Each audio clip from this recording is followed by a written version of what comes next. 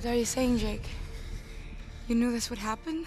Because of the nature of this film, you know, with this alien clan, this alien culture, you know, we had a choice. We could do it with makeup, like it's always been done, you know, rubber appliance makeup. It would have looked horrible and it would have been boring and stupid and, you know, kind of blue actors running around in the rainforest in their underwear, you know, and a bunch of blue body paint. It would have looked terrible. And I wasn't interested in that. You know, if I was going to do this, I wanted to do it this way, which is with performance capture. But before he could do that, Cameron first had to make sure his technology could cross what's known in robotics and animation as the uncanny valley.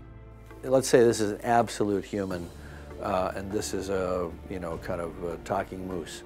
You know, as you approach human, our attraction to the character goes down. And then at the last second, just when you get to a true human look, it goes back up. Well, we needed to get on the far side of that dip in the response curve, which is called the uncanny valley. And we needed to get to the opposite side where we believed, we don't have to necessarily believe that it's 100% photoreal, and we don't have to necessarily believe that they actually exist, but we have to believe in them as emotional creatures. And so we came up with the head rig. We call it the head rig. It's basically just a kind of helmet, very tight conformal kind of skull cap that's based on a life cast of the actor's head and a laser scan. So it fits very tightly and smoothly and comfortably. And then, you know, there's a carbon fiber boom that comes out with a little camera on the front of it. And that camera shoots the face in a nulled out close-up. So even though the actor's moving all around, running, jumping, yelling, screaming, jumping off stuff, jumping over logs, you know, running flat out, whatever, we're getting that facial performance absolutely locked off.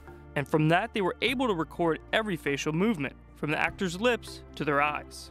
And that proved to exactly be the kind of holy grail approach to how to do CG faces, not the stuff that they had done before, which is what we call marker-based. We're now image-based. We got the best animators in the world to take all this data that was coming out of our performance captures, and then we limited their options to things that were value added, like the ears and the tails. So they took a human performance with no diminishment whatsoever and then added to it. So when people ask me, you know, sort of what percentage of the actor's performance came through in the final character, I say 110%, because you actually had an increase in the sense of whatever the emotionality of the moment was. For Discovery News, I'm Jorge Ribas.